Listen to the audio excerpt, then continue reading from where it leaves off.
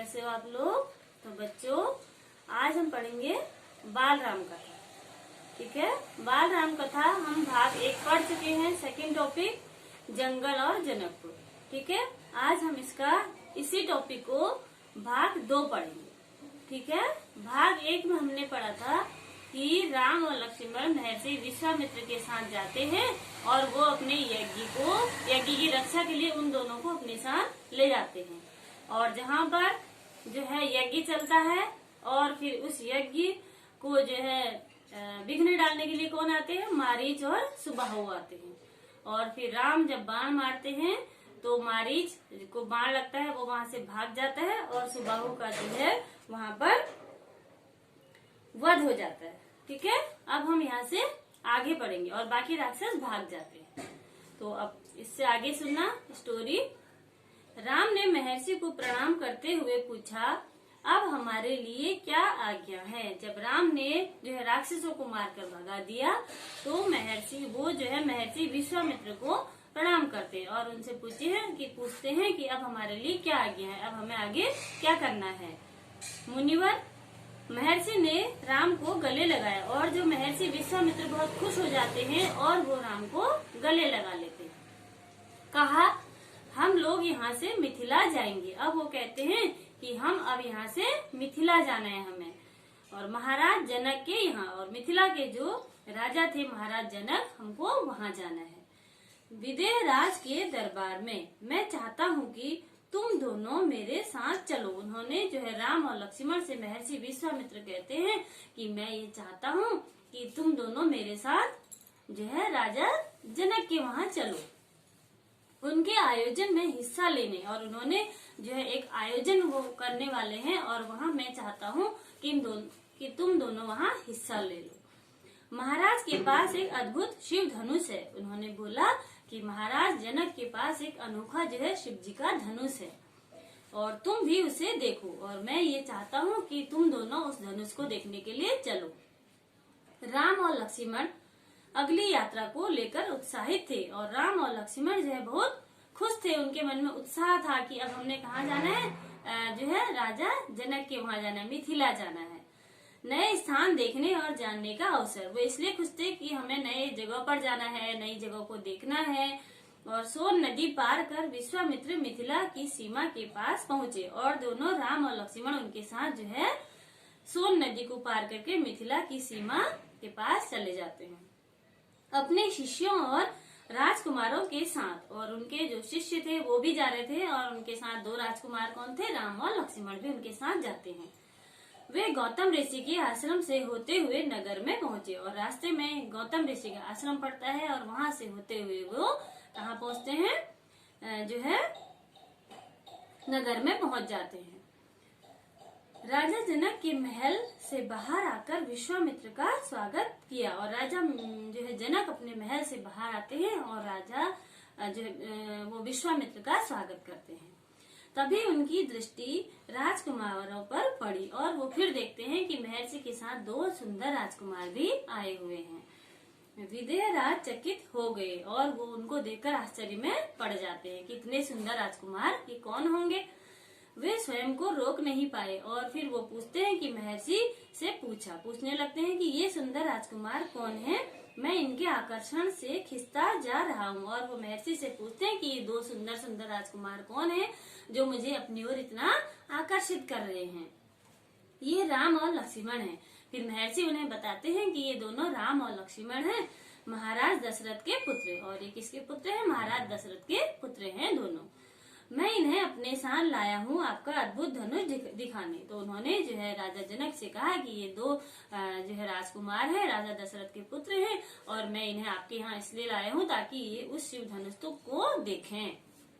विदेहराज ने महर्षि, उनके शिष्यों और राजकुमारों के ठहरने की व्यवस्था की और जो है वो उनके ठहरने की व्यवस्था करते हैं एक सुंदर उद्यान में। और एक सुंदर उद्यान जो है बगीचे में उनके जो है रहने का प्रबंध किया जाता है।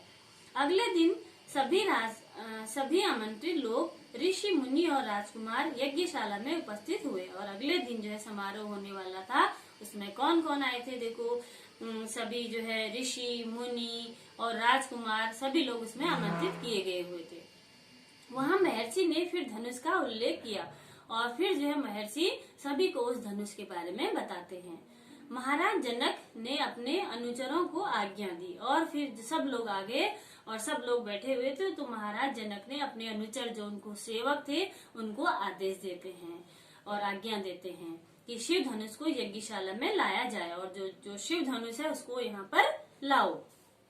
शिव धनुष सचमुच विशाल था, विशाल मीन्स बहुत बड़ा था और लोहे की पेटी में रखा हुआ था। और उसको किस में रखा था? एक लोहे की पेटी में रखा हुआ था। बड़ी सी लोहे की पेटी थी जिसमें उसको रखा हुआ था। लोहा तो वैसे ही भारी होता है ना, और एक तो धनुष इतना बड़ा था और फिर उसको जो है लोहे की पेटी में रखा गया था।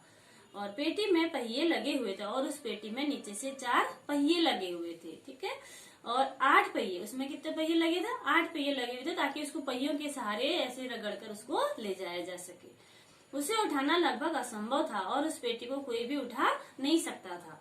पहियों के सहारे खिसकाकर उसे एक से दूसरी जगह ले जाया जाता था और पहियों के ही सहारे उसको एक जगह से दूसरी जगह ले जाया करते थे। अनुचर मुश्किल से उसे खींचते हुए यज्ञशाला में ले आए और जो अनुचर थे, वो सेवक थे, वो उस पेटी को जो है मिलकर खींचकर वहां यज्ञशाला में लाते हैं, सबके सामने ले आते हैं। धनुष देखते ही विदेहराज एक पल के लिए उदास हो गए और जो राजा जनक थे उस धनुष को देखते ही उदास हो जाते। ठीक है, क्यों परेशान हो जाते हैं?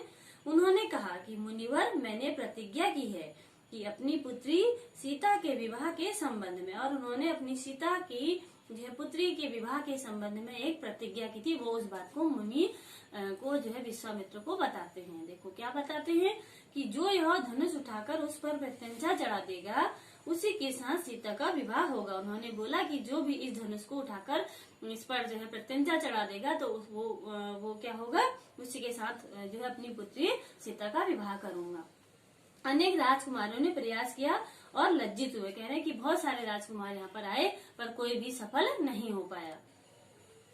उठाना तो दूर, वे इसे हिला तक नहीं सके और प्रत्यंचा क्या चढ़ाते। तो राजा ने जो है महर्षि विश्वामित्र ने कहा कि बहुत सारे राजकुमार यहाँ पर आए, कोई भी इस धनुष को हिला भी नहीं पाया और कहा इस पर जो है धागा बांधकर प्रत्यंचा कैसे चढ़ाते, कोई भी उसे हिला भी नहीं पाया, हाथ भी नहीं लगा पाया। तो विदेहराज का संकेत समझकर महर्षि विश्वामित्र ने राम से कहा और वो महर्षि विश्वामित्र उनकी बात समझ जाते हैं, उनके दुख को, और फिर कहते हैं कि राम से कि उठो वत्स, यह धनुष देखो, कि पुत्र उठो और इस धनुष को तुम देखो। राम ने सिर झुकाकर गुरु की आज्ञा स्वीकार की और राम जो है सिर झुकाकर उनकी बात को स्वीकार कर लेते हैं, मान लेते हैं। आगे बढ़े और फिर आगे बढ़ते हैं। पेटी का ढक्कन खोल दिया और इतने में ही वो पेटी के ढक्कन को खोलते हैं, वहां उसके पास जाते हैं धनुष के पास और पेटी को खोलने लगते हैं। राम ने पहले धनुष देखा फिर महर्षि को, और राम पहले धनुष को देखते हैं फिर अपने जो है गुरु जो है महर्षि विश्वामित्र की ओर देखते हैं। गुरु का संकेत मिलने पर राम ने यह विशाल धनुष सहज ही उठा लिया और जैसे ही गुरु की ओर देखते हैं तो वो उनको आशीर्वाद देते हैं और बड़ी ही सहज भाव से आसानी से उसको धनुष को उठा लेते हैं। और यज्ञशाला में उपस्थित सभी लोग हतप्रद थे और सभी लोग जो है आश्चर्य में पड़ गए कि इतना भारी धनुष आज तक कोई नहीं उठा पाया, पर इस राजकुमार ने कैसे उठा लिया। इसकी प्रत्यंचा चढ़ा दूं मुनिवर, राम ने पूछा। राम पूछते हैं कि इस पर प्रत्यंचा मैं चढ़ा दूं? तो अवश्य, गुरु जी ने कहा कि अवश्य, यदि ऐसा कर सकते हो, अगर तुम ऐसा कर सकते हो तो जरूर करो। विदेहराज चकित थे और राजा जो है जनक भी बहुत ज्यादा आश्चर्य में पड़ गए थे, वो भी खुश थे मन ही मन। राम ने आसानी से धनुष झुकाया, ऊपर से दबाकर प्रत्यंचा खींची और उसको उस पर जो है जो धागा बांधते हैं और राम जी ने धनुष को आराम से ऐसे झुकाते हैं, उस पर धागा बांधते हैं और दबाव से धनुष बीच से टूट गया। और जैसे ही वो उस पर बांधने लगते हैं और धनुष क्या होता है, बीच से टूट जाता है। उसके 2 टुकड़े हो गए और धनुष के बीच से 2 टुकड़े हो जाते हैं। बच्चों के खिलौने की तरह, जैसे ही कोई खिलौना हो और इतनी आसानी से वो उसे तोड़ देते हैं। यज्ञशाला में सन्नाटा छा गया, सब चुप थे। अब सब लोग शांत हो गए, देखे ही रह गए कि क्या बोले, उनके मुंह से कुछ शब्द ही नहीं निकल रहे थे। एक दूसरे की ओर देख रहे थे और सब लोग एक दूसरे को देखने लग जाते हैं। सभागार की चुप्पी महाराज जनक ने तोड़ी और सब लोग चुप थे। और फिर इतने में से कौन बोला? महाराज जो है जनक बोलते हैं। उनकी खुशी का ठिकाना न था, वो बहुत खुश थे, इसलिए वो, क्योंकि सभा बहुत सुनसान हो रही थी, इसलिए वो उठकर बोलते हैं कि उन्हें सीता के लिए योग्य वर मिल गया था। अब वो इसलिए खुश थे क्योंकि वो जिसके लिए इतना परेशान थे कि धनुष को कोई भी नहीं उठा पा रहा है, तो उनकी प्रतिज्ञा पूरी नहीं हो पा रही थी। और आज जब उनकी प्रतिज्ञा पूरी हो गई तो वो बहुत खुश थे, उनकी प्रतिज्ञा पूरी हुई। जनक राज ने कहा कि मुनिवर, आपकी अनुमति हो तो मैं महाराज दशरथ के पास संदेश भेजूं। फिर वो मुनि विश्वामित्र से कहते हैं, अगर आपकी आज्ञा हो तो मैं जो है महाराज दशरथ जो राम के पिता थे उनके पास संदेश भिजवाऊं इस बारे में ना, कि उन्होंने धनुष तोड़ लिया और वो जो है सीता से जो है विवाह करने को तैयार हैं करके। तो बारात लेकर आने का निमंत्रण, यह शुभ संदेश उन्हें शीघ्र भेजना चाहिए। तो मुनिवर ने कहा कि ठीक है, तुम इस संदेश को जल्दी से जल्दी वहाँ पहुँचा दो। महर्षि की अनुमति से दूत अयोध्या भेजे गए और जो दूत थे और वो जो सूचना देने के लिए अयोध्या जाते हैं, भेजे जाते हैं सबसे तेज चलने वाले रथों से। और जो रथ भी ऐसा चुना जाता है कि जो सबसे तेज चलता हो, जिसके घोड़े सबसे तेज चलते हों। इस बीच जनकपुर में धूम मच गई और जनकपुर में खुशी का माहौल था, सब लोग बहुत खुश थे और बारात के स्वागत की तैयारियां होने लगी, जो इतने सालों से जो है इंतजार कर रहे थे। ठीक है, अब सब लोग बारात आने की तैयारियों में लग गए, अपने घरों को सजाने लगे और बहुत खुश थे। नगर की प्रसन्नता चरम पर थी और सब लोग जो है बहुत खुश थे।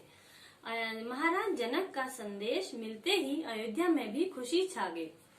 और जैसे इस बात का पता कहाँ चला, अयोध्या में चलता है, वहाँ भी लोग बहुत ज्यादा खुश हो जाते हैं। ठीक है, वो भी तैयारियों में लग जाते हैं और आनंद फानन में बारात तैयार हुई और बड़ी ही खुशी के साथ जो है बारात की तैयारियां होने लगती हैं और हाथी, घोड़े, रथ, सेना सबको जो है बारात के लिए तैयार किया जाता है, सेना को भी तैयार किया जाता है।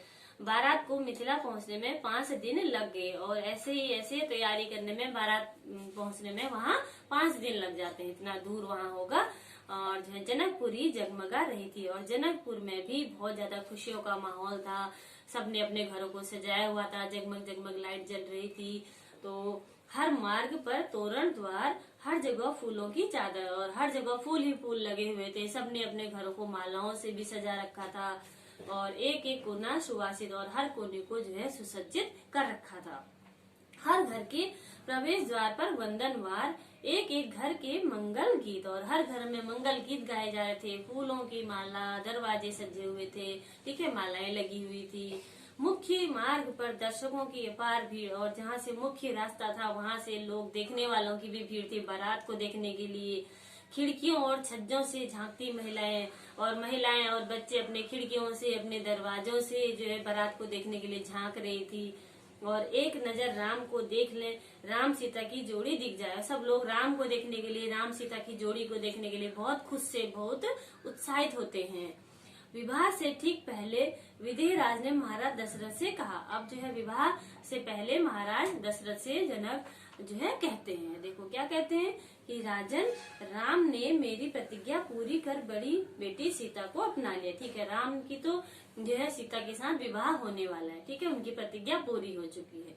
अब मेरी इच्छा है कि छोटी पुत्री उर्मिला का विवाह लक्ष्मण से हो जाए। अब वो कहती है कि मेरी एक और पुत्री है जिसका नाम क्या है, उर्मिला है।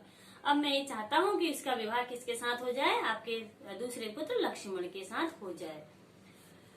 मेरे छोटे भाई कुशध्वज की भी 2 पुत्रियां हैं। और जो जनक के जो छोटे भाई थे उनका नाम क्या था, कुशध्वज था। उन्होंने बताया कि मेरे भाई की भी 2 बेटियां हैं। ठीक है, मांडवी और श्रुतकीर्ति। उनका क्या नाम था, एक का नाम मांडवी था और एक का नाम श्रुतकीर्ति था। कृपया उन्हें भरत और शत्रुघ्न के लिए स्वीकार करें। अब उन्होंने कहा कि जो 2 मेरे भाई की जो पुत्रियां हैं, मांडवी और श्रुतकीर्ति, उनको आप भरत और शत्रुघ्न के लिए स्वीकार करें। ठीक है, राम के लिए सीता और लक्ष्मण के लिए उर्मिला और भरत और शत्रुघ्न के लिए मांडवी और श्रुतकीर्ति। उन्होंने जो है यह प्रस्ताव राजा जो है दशरथ के सामने रखा अपनी 4 पुत्रियों का। राजा दशरथ ने यह प्रस्ताव तत्काल मान लिया और राजा दशरथ भी यह बहुत खुश हुए। उन्होंने उनकी बात मान ली कि 4 बेटों के लिए, जिनकी शादियों के लिए परेशान थे और एक ही घर में सारी जो है बहुएं उनको मिल जाती हैं। विवाह के बाद बारात कुछ दिन जनकपुरी में रुकी। अब विवाह हो गया और थोड़े दिन तक बारात वहीं रुकती है। बाराती बहुओं को लेकर अयोध्या लौटे तो रानियों ने पुत्र वधुओं की आरती उतारी। अब जैसे ही बारात जो है कहाँ पहुंची, अयोध्या में पहुंची, जो है उनकी माताएं भी बहुत ज्यादा खुश थी। कैकेयी, कौशल्या और सुमित्रा, ठीक है, उनकी माताएं थी, वो भी बहुत खुश थी। उन्होंने जो है अपने पुत्रों की, अपनी बहुओं की जो है आरती उतारती हैं और स्त्रियों ने फूल बरसाए और जो भी वहाँ पर लोग थे देखने वाले उनकी जोड़ियों को देख रहे थे और सब लोग फूलों की बारिश करने लग जाते हैं। शंख ध्वनियों से गलियां गूंज उठी और हर गली में, हर घर में शंख बजने लगते हैं। यह आनंदोत्सव लगातार कई दिनों तक चलता रहा और यह उत्सव उन्होंने कई दिन तक जो है इस उत्सव को मनाते हैं उन चारों राजकुमार की शादी होने की खुशी में। तो बच्चों, हमारा जो ये सेकंड टॉपिक था जो है क्या था, जंगल और जनकपुर, ये यहीं पर समाप्त होता है।